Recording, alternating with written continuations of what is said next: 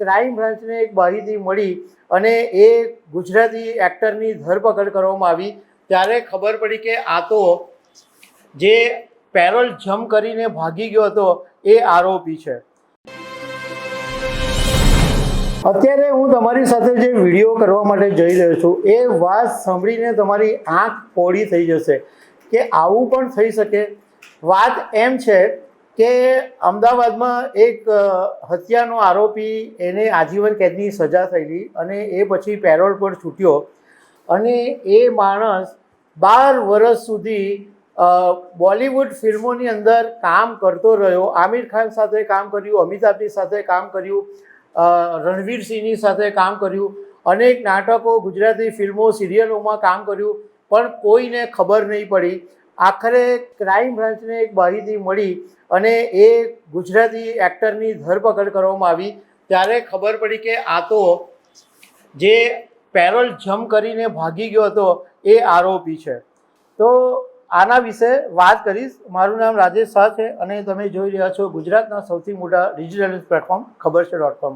કેટલી નવાઈની વાત છે કે એક હત્યાનો આરોપી આજીવન કેદની સજા ભોગવેલી એને પેરોલ મળ્યા, પેરોલ જમ્પ કરીને ભાગી ગયો. ફિલ્મોમાં કામ કર્યું એટલે ફિલ્મોના પડદા પર એ દેખાતો હતો, ટીવી સિરિયલોમાં દેખાતો હતો, નાટકોના સ્ટેજમાં દેખાતો હતો, વેબ સિરીઝમાં દેખાતો હતો, પણ કોઈને ખબર નહીં પડી કે આ પેલો પેરોલ જમ્પ કરી ગયેલો આરોપી છે.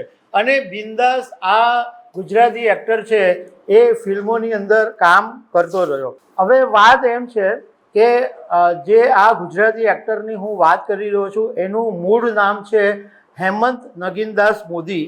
અને વાત એમ બનેલી કે 2005ની અંદર અમદાવાદના નરોડા વિસ્તારમાં રસ્તા ઉપર એક માણસ સીડી વેચતો હતો. એની સાથે આ હેમંત મોદી અને કેટલાક એના જે મિત્રો હતા એને સાથે ઝઘડો થયો અને એ ઝઘડામાં હેમંત મોદી અને એના જે સાગરીતો હતા એમણે આ નરેન્દ્ર કામલે જે સીડીનો વેપારી હતો એની હત્યા કરી નાખી હતી.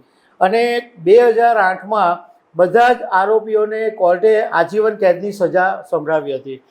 હવે શરૂઆતમાં આ હેમંત મોદી એ એવું કીધું, જ્યારે 2008માં એને આજીવન કેદની સજા થઈ ત્યારે એની પત્નીને એવું કીધું કે હું સાવ તૂટી ગયો છું અને હવે મને જેલમાંથી બહાર આવવાની કોઈ આશા નથી, એટલે હું તને છૂટાછેડા આપું છું, એમ કરીને છૂટાછેડા આપી દીધા હતા. પણ 2014માં એને કદાચ જીવવાની લાલસા જાગી અને 2014માં એને પેરોલ મળ્યા અને 30 દિવસ સુધીના પેરોલ મળેલા. એટલે 30 દિવસ સુધી એ જેલમાંથી બહાર આવ્યો અને પછી જેલમાં ગયો જ નહીં. પેરોલ જમ્પ કરી અને ભાગી ગયો અને એ ભાગીને એને મહેસાણાની જેલમાં રાખવામાં આવેલો. એટલે એ પેરોલ જમ્પ કરીને ભાગ્યો અને સીધો મુંબઈ પહોંચી ગયો. અને મુંબઈ પહોંચી ગયો અને એની ઓળખ એણે બદલી નાખી અને એનું નામ કરી નાખ્યું સ્પંદન મોદી અને કોઈક જગ્યાએ ટ્વિંકલ દવે તરીકે પણ એની ઓળખ ઊભી કરી. અને એ પછી એણે ફિલ્મો, સિરીઝ, વેબ સિરીઝ, નાટકોની અંદર કામ કરવાનું શરૂ કર્યું. જાણીતી ફિલ્મ થગ્સ ઓફ હિન્દુસ્તાન, જેમાં આમિર ખાન અને અમિતાભ બચ્ચને અભિનય કરેલો, એમાં આ હેમંત મોદીએ કામ કર્યું. આ ઉપરાંત રણવીર સિંહની જે ગુજરાતી ફિલ્મ હતી જયેશભાઈ જોરદાર, એમાં એણે કામ કર્યું. આ ઉપરાંત ગુજરાતી કલાકારો હિતુ કનોડિયા, હિતેન કુમાર, આ બધા મોટા મોટા કલાકારોની સાથે એણે કામ કર્યું. છેલ્લા 12 વર્ષની અંદર એણે 40થી વધુ ફિલ્મો, સિરિયલો, નાટકોની અંદર કામ કર્યું. એમાં 20 ગુજરાતી ફિલ્મો, 17 ગુજરાતી નાટક, એમાં ગાંધી વિરુદ્ધ ગોડસેમાં પણ એણે કામ કર્યું. 5 બોલિવૂડ ફિલ્મોની અંદર કામ કર્યું, 4 ગુજરાતી સિરિયલોની અંદર કામ કર્યું, 2 હિન્દી સિરિયલમાં કામ કર્યું, 1 સાઉથની ફિલ્મમાં કામ કર્યું અને 1 હિન્દી વેબ સિરીઝમાં એણે કામ કર્યું. બોલો કેટલી નવાઈની વાત છે કે 40થી વધારે ફિલ્મી નાટકોમાં કામ કર્યું. રૂપેરી પડદે એ બિંદાસ આવતો હતો. 12 વર્ષ સુધી પેરોલ જમ્પ કરીને ફરતો હતો.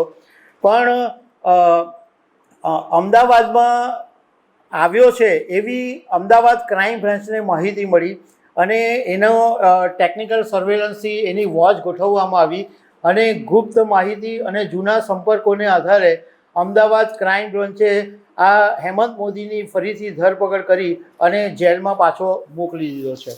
તો દર્શક મિત્રો, આવી અનેક વાતો સાથે અમે તમને મળતા રહીશું. આભાર.